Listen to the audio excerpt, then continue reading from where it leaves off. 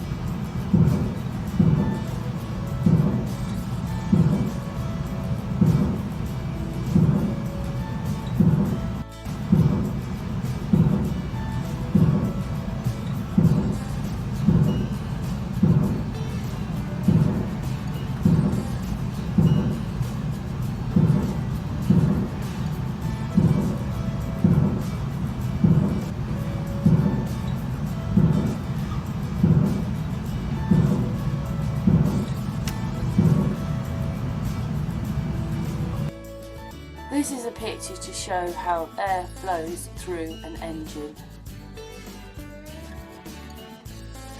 This is what this site says. It says jet engines move the plane forward with great force that is produced by tremendous thrust and causes the plane to fly very fast.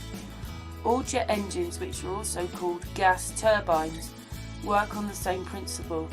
The engine sucks air in at the front with a fan, a compressor, or squeezes the air. The compressed air is then sprayed with fuel, and then electric spark lights the mixture. The burning gases expand and the blast out through the nozzle at the back of the engine. As the jets of gas shoot forward, the engine and the aircraft are thrust forward. As the hot air is going to the nozzle, it passes through another group of blades called the turbine.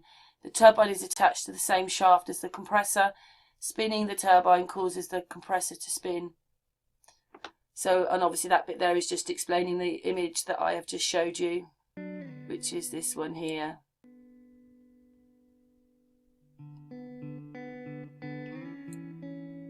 This is very interesting, this article I found. Exposure to polarised engine fuels and hydraulic fluids during flight. High temperature compressed air is bled off the engines after and being cooled is supplied to the cabin and flight deck.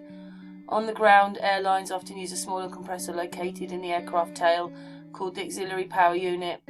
Polarised engine oil or hydraulic fluid may contaminate the air in these compressors as a result of mechanical failures, maintenance irregularities and faulty designs.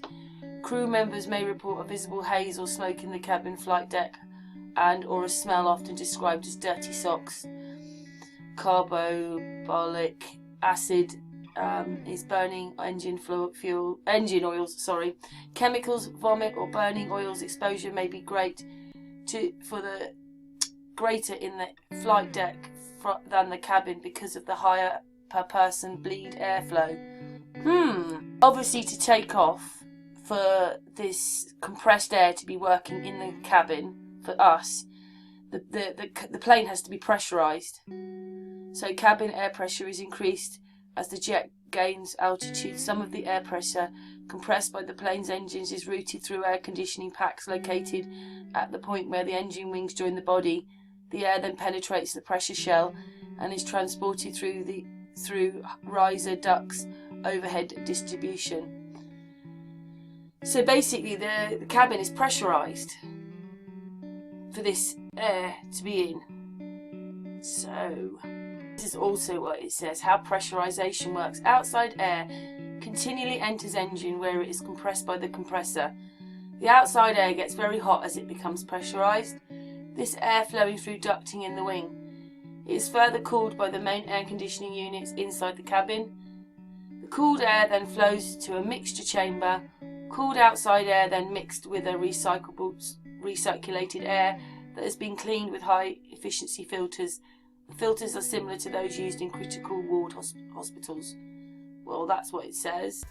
This explains an air cabin, how it enters hot air. I don't know if people can see that, they can stop and read that. So basically, yeah. Well, I know that everybody's wondering whether the engines are running plane through compressed air. But then you come across things like this, and it says, what is an air-powered engine? An engine powered by compressed air is known as an air-powered engine. Compressed air cars are powered by motors given by compressed air, which is stored in a tank at high pressure such as 30 MPa, and then the bit in brackets, rather than driving engine pistons with an aligned fuel air filter. Compressed air cars use the expansion of compressed air in a similar manner to expression of steam in a steam engine. I'm only using this person's, I'm very, very conscious about using other people's bits, but I'm trying to make an educational video as best as possible, or looking into it, questioning it, fair use. I'm just going to use a couple of seconds of this person, but here you can go and find this video yourself and watch the whole thing. This is a power test of an engine, just so you can see the vortex. I mean, this will be happening in flight, won't it? Maybe we just don't see it down there because we can't see underneath the engine. So here we go. It's a bit noisy. Oh, let's just turn it down a bit.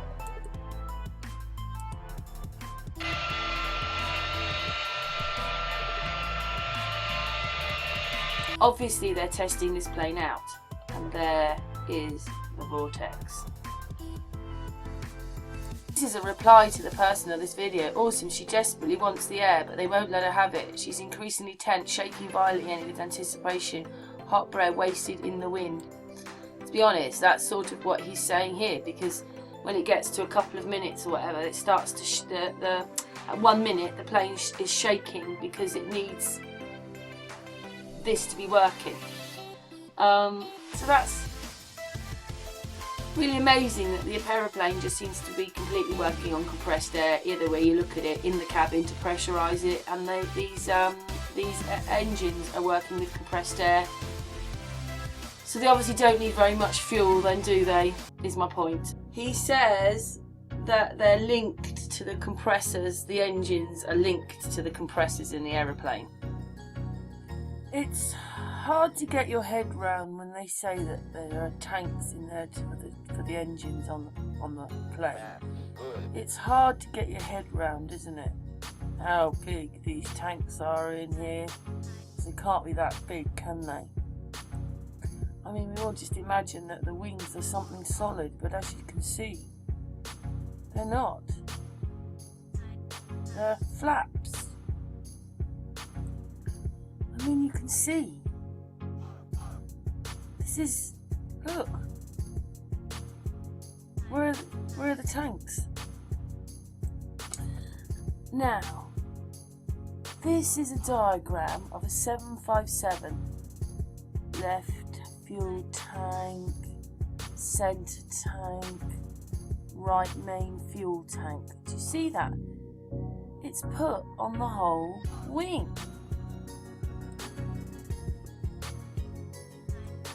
That's what a 757's wing looks like when the flaps are working. That doesn't resemble that.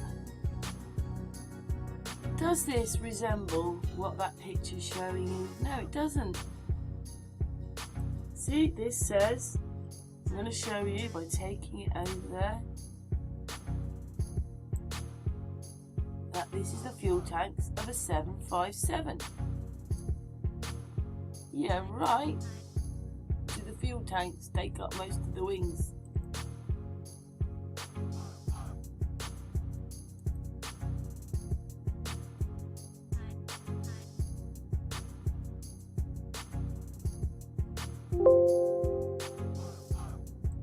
Well, those things seem to be in the planes, right? It says here, pressurized tank system.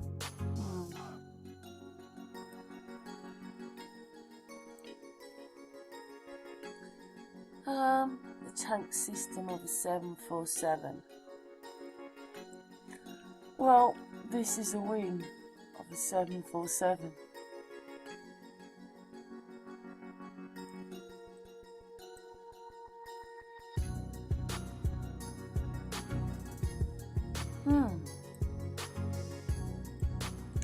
Seven, 747. A 747. A 747.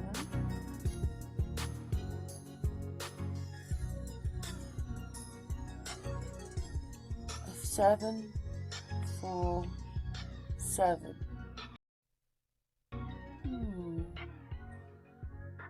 Do you really think that looks the same as this?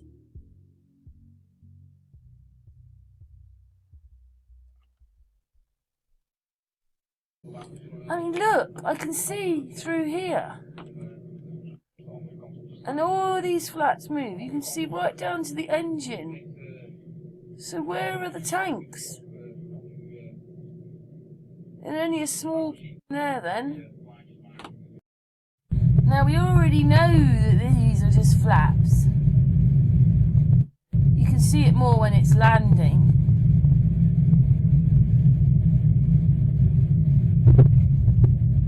See?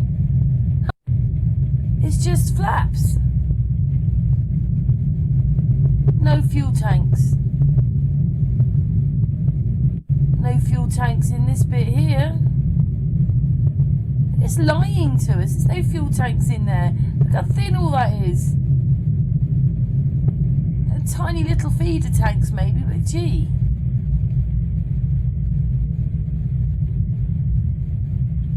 So lying to us.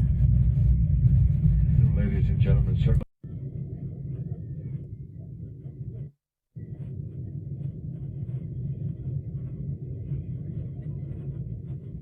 Yeah, again.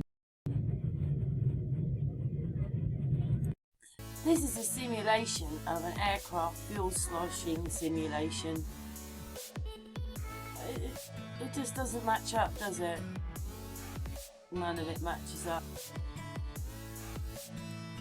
Still just don't see that looking like those diagrams they've shown us.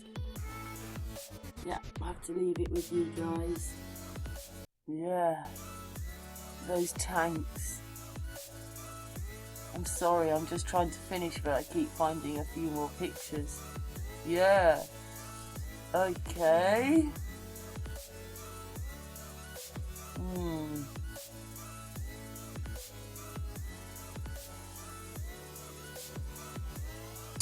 Looks too small up here, really, for an, for tanks, doesn't it? Look at that.